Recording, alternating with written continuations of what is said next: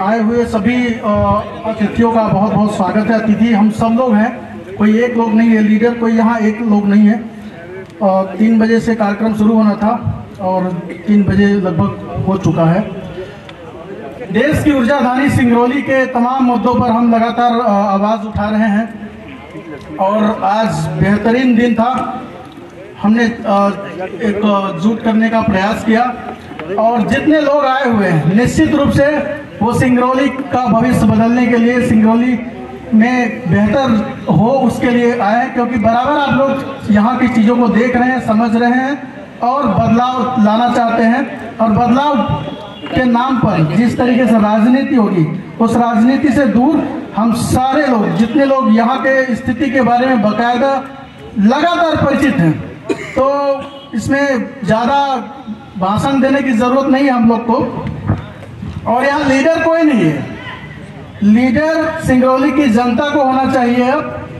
और जनता जितने लोग भी आए हैं, निश्चित रूप से आपने चुनाव भी देखा होगा बरगुआ का और सराय का, कि किस तरीके से इस चुनाव में लोगों ने बता दिया, जनता ने बता दिया कि अब वो समय चला गया कि जब 40 साल से जब देश का यहाँ पर ऊर्जा धानी पावर प्लांट और कोल माइंस के नींव रखे, तब से आप लोगों को गुमराह करते रहे।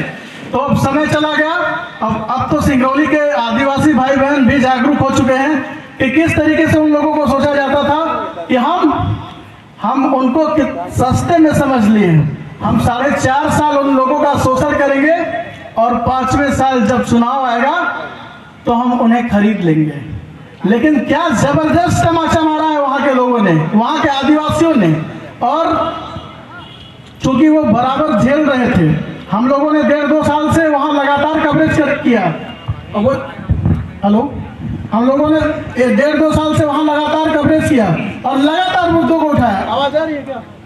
आ रही है? सही है, वो सही था। उसी से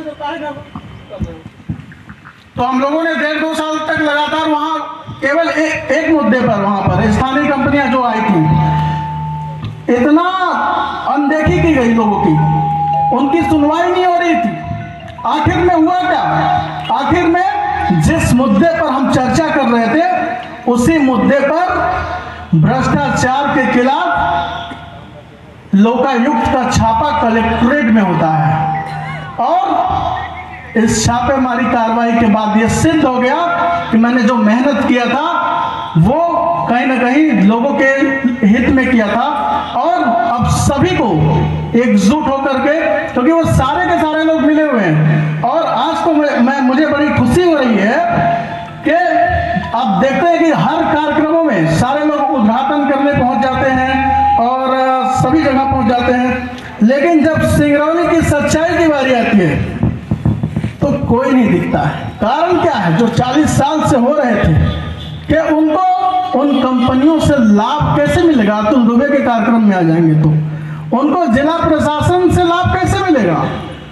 उनको ये जो जनता सामने आई, जिसके लिए मैं कार्यक्रम कर रहा हूं, उनके नाम पर जो रोटियां सेकी जाती थी, आज से वो बंद हो जाएगी। इसलिए ये कार्यक्रम हम आयोजित किए हैं।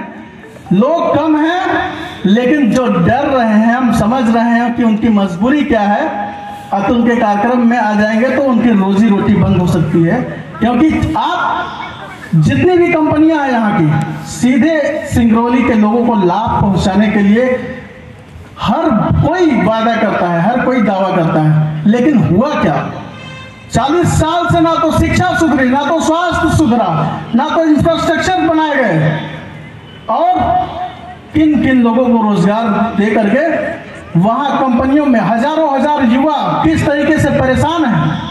मैं जानता हूं कि किसी न किसी कारण की वजह से वे लोग नहीं पहुंच पाए हैं, लेकिन आज तो ये शुरुआत है। इसके बाद कहीं ना कहीं अब जो रोजगार का मुद्दा है, रोजगार सबसे बड़ा समस्या है यहाँ की, उसमें जो वे लोग हैं जो व्यक्तिगत अपने नाम पर, दबंगई के नाम पर वहां पर नौजवानों का हक छीन लेते हैं।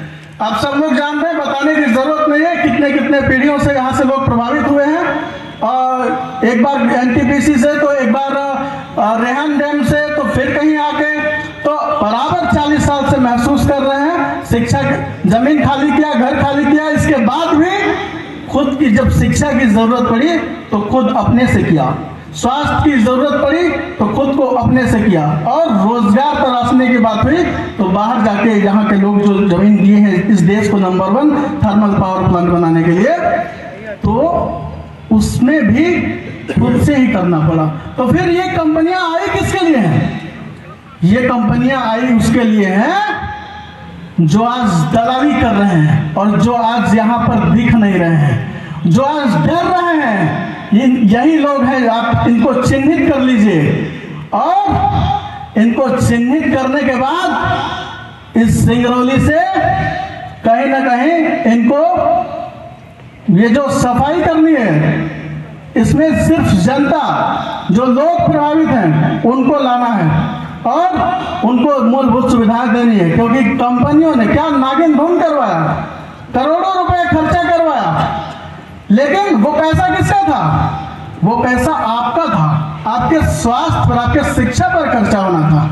लेकिन वहां के कार्यक्रमों में करोड़ों रुपए जहां खर्च होते हैं, वहां रंगारंग कार्यक्रम में होता है, वहां सारे लोग जाते हैं, फीता काटने सारे लोग पहुंच जाते हैं, और बदलाव के नाम पर जो लोग झूठ बोल के चले गए, अब तो आप महसूस कर लिए होंगे कि आपका हाउस टैक्स माफ हुआ कि नहीं। आपके लिए जो बस आई थी, बस की फ्री महिलाओं को बस देने की बात हुई थी, वो बस कहाँ चल रही है? लंघाडोल जा रही है कि चितरंगी जा रही है? फ्री में जा रही है कि आप पैसे देते हैं इसके लिए? झूठे वादे करके चुनाव में सोचते थे कि सबको खरीद लेंगे, अतुल को नहीं खरीद पा रहे थे, बड़ी मुश्किल हो गई थी कि भाई इसको कैसे समझाएं हमें नहीं समझाइए। मैं सारे पार्टियों के पास गया निवेदन लेके, 5 सालों में बीजेपी के पास गया, कांग्रेस के पास गया, आपके पास गया, बस मेरा एक ही निवेदन था कि जनता का काम होना चाहिए। अगर मैं व्यक्तिगत उन लोगों से मिलता, सेटिंग करता, तो अच्छा खासा बजट होता है इन लोगों का, मैं भी आराम से रहता। लेकिन मैं संघर्ष सिर्फ इसलिए कर रहा हूं कि 40 साल से जो स्थिति बदल नहीं पाई है, वो आप सब एकजुट हो जाइए और एकता की ताकत आप सोचिए कि पिछले बार जब किसान आंदोलन हुआ तो किस तरीके से सरकार को झुकना पड़ा, लेकिन आपको एकजुट होना पड़ेगा। चुनाव आने के बाद जब आप लोग खुद बदल जाते हैं, अभी उदाहरण देंगे, यहाँ के कई वर्गों से आए हुए लोग हैं, हम लोगों ने एक बहुत कवरेज अच्छा से किया कि कम से कम निष्पक्ष चुनाव होना चाहिए, तो वो लोग बताएंगे कि किस तरीके से चुनाव कैसे होते हैं यहाँ पर, किस तरीके से यहाँ पर लोगों को रोजगार के लिए दबंगई की जाती है, और तमाम चीजें आप मैंने दिखा दिया है, चाहे वो हॉस्पिटल का मामला हो, चाहे रोजगार हो गया, चाहे इसके अलावा बहुत सारे मुद्दे हैं। बोलने के लिए हमारे पास गेस्ट भी बहुत सारे हैं, और कार्यक्रम का उद्देश्य सिर्फ एक बार मैं फिर से क्लियर कर दे रहा हूँ कि अब बहुत हो गया है। सभी लोग बोलते हैं इन कंपनियों को काम करने के लिए प्रधानमंत्री के खुद मंत्री नियुक्त किए गए थे कि अब 40 साल हो गए हैं, अब बहुत हो गया है, काम करिए। 100 गांव को चयनित किया गया था विकास के लिए, लेकिन 2018 के बाद 4 साल में हुआ क्या? एक गांव भी नहीं काम हो पाए हैं। हम तो 100 गांव में, बहुत सारे गांव में मैं जाके देखा हूं, लेकिन कोई काम नहीं हुआ। अगर सबसे बड़ी बात तो यह है कि वे हिसाब नहीं देते हैं, कोई जवाब नहीं देता है आपको कि आपने आपके द्वारा किया क्या गया है। कंपनी वाले बोलेंगे कि कलेक्टर साहब बोलेंगे कि सत्ता में थे उनसे भी विवाद करिए, सारे लोग एक दूसरे की बात मर देते हैं, लेकिन जवाब नहीं मिलते। जवाब अगर आपको लेना है तो आप सबको एकजुट होना पड़ेगा, नहीं तो बड़ी बड़ी ताकत तो लगी हुई है आपको कमजोर करने की, हो रही है। आप फिर बोलिएगा कि सिंगरौली कुछ नहीं होता, सिंगरौली के लोग ही ऐसे हैं, ऐसा नहीं है। हम उम्मीद करेंगे कि हजारों युवा सभी लोगों को एक संदेश देंगे कि अब बहुत हो गया। इसी मंच से मुख्यमंत्री शिवराज सिंह चौहान जी जब भाषण दिए थे कि हम 50% स्थानीय कंपनियों में रोजगार देंगे, तो मैं यहीं पर बैठ के ताली बजाया था फिर, और अपने घर वालों को बोला था कि भाई क्या जबरदस्त भाषण है, आप भी आ जाइए, बड़ा मस्त है पार्टी है। मैं बड़ा उत्साहित हुआ था, लेकिन जब धीरे धीरे देखना शुरू किया तो मामा तो अलग हो गए।